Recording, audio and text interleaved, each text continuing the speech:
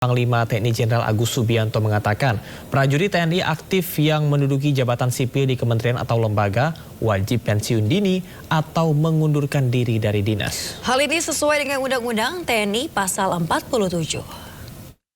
Terkait Undang-Undang 34 pasal Undang-Undang TNI 34 nih yang terkait prajurit TNI yang aktif menjabat itu, Pak. Jadi prajurit TNI aktif yang menjabat di kementerian atau lembaga lain akan pensiun dini atau mengundurkan diri dari dinas aktif sesuai dengan pasal 47. Oke.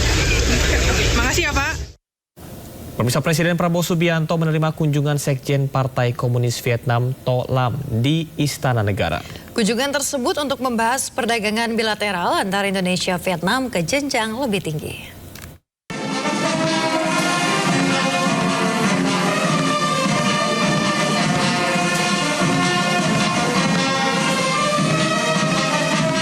Presiden Prabowo Subianto menerima kunjungan Sekjen Partai Komunis Vietnam To Lam di Istana Negara.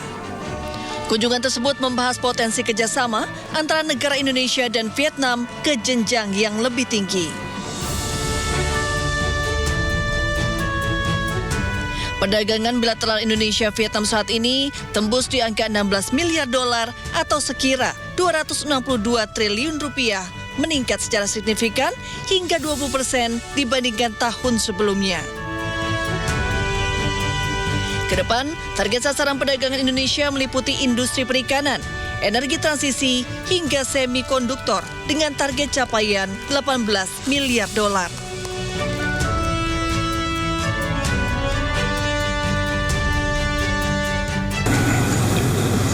Hubungan antara Indonesia dan Vietnam adalah hubungan yang panjang, hubungan yang didasari oleh nilai-nilai yang sama, sejarah juga yang punya latar belakang sama.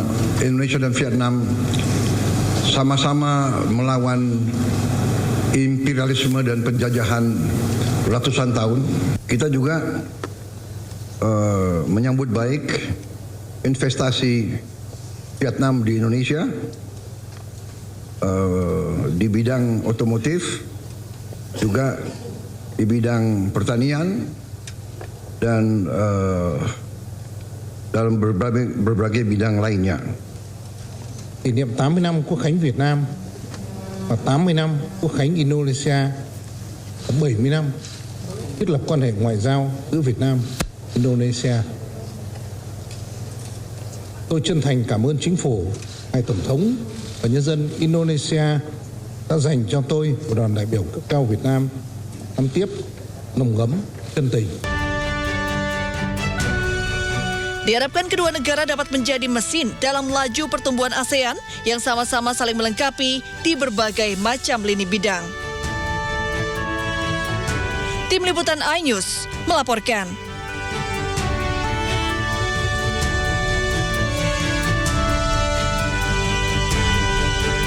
Presiden Prabowo Subianto mengumumkan keputusan mengenai tunjangan hari raya atau THR untuk karyawan swasta, BUMN dan juga BUMD. Ya, Prabowo menyebut THR paling lambat harus dibagikan 7 hari sebelum hari raya. Dalam kesempatan yang sama, Presiden Prabowo juga mengumumkan soal bonus hari raya bagi pengemudi dan juga kurir online. Untuk besaran jumlah THR yang akan diterima, Presiden Prabowo menyebut semua akan diatur berdasarkan perundingan antara kementerian terkait dan juga pemilik jasa online. Sementara itu, Prabowo juga menegaskan pencairan THR bagi pegawai negeri sipil atau PNS dan juga pegawai pemerintah dengan perjanjian kerja atau P3K akan tepat waktu, paling cepat 3 minggu sebelum Lebaran. Tak terasa kita sudah berada di hari ke-10 bulan Ramadan, dan sebentar lagi kita akan menghadapi Hari Raya Idul Fitri 1446 Hijriah. Saudara-saudara sekalian, saya pada siang hari ini dapat laporan dari para menteri Kabinet Merah Putih. Mereka telah melaksanakan beberapa kali pertemuan dan akhirnya kita telah memutuskan beberapa kebijakan tentang pemberian THR kepada pekerja swasta, BUMN, BUMD. Dan juga kita telah berunding dan telah kita dapat suatu komitmen dari pimpinan perusahaan pengemudi online, yaitu Saudara Patrick Waluyo, CEO dari Gojek, dan Saudara Anthony Tan, CEO dari Grab, dan juga hadir bersama kita siang hari ini perwakilan para pengemudi online dari Gojek dan dari Grab. Ini saingan rupanya ya. saingan baik ya kan. Jadi saya sampaikan sebagai berikut. Yang pertama, saya minta agar pemberian THR bagi pekerja swasta, BUMN, BUMD diberi paling lambat 7 hari sebelum Hari Raya Idul Fitri.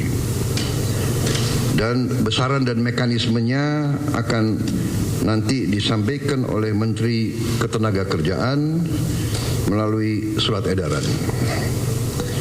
Kemudian yang kedua, pada tahun ini pemerintah menaruh perhatian khusus kepada para pengemudi dan kurir online yang telah memberi kontribusi yang penting dalam mendukung layanan transportasi dan logistik di Indonesia.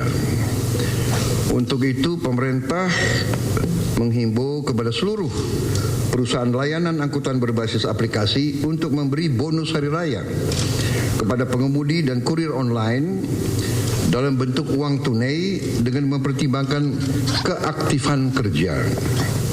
Saat ini terdapat kurang lebih 250.000 pekerja pengemudi kurir online yang aktif dan kurang lebih 1 sampai 1,5 juta yang berstatus part-time, yang tidak full-time tapi part-time bekerja. Untuk besaran dan mekanisme pemberian bonus hari raya ini kita serahkan dengan nanti akan dirundingkan dan akan disampaikan oleh Menteri Ketenagakerjaan melalui surat edaran. Saudara-saudara sekalian, semoga dengan kebijakan ini para pekerja dan para pengemudi online dapat merasakan libur dan mudik dan Idul Fitri dalam keadaan yang baik. Saya ucapkan terima kasih kepada Menteri Ketenagakerjaan, kemudian Menteri Perhubungan dan Menteri Seskap, juga kepada pimpinan perusahaan Saudara Patrick Waluyo dan Saudara Anthony Tan atas kerjasama yang baik ini. Juga saya ucapkan terima kasih kepada para pengemudi dan kurir online dimanapun engkau berada. Terima kasih. Wassalamualaikum warahmatullahi wabarakatuh. Salam sejahtera bagi kita sekalian. Shalom. Santi Om. Namo Buddhaya. Salam kebajikan. Bagi yang melaksanakan puasa, selamat meneruskan ibadah kita dan sampai kita jumpa kembali.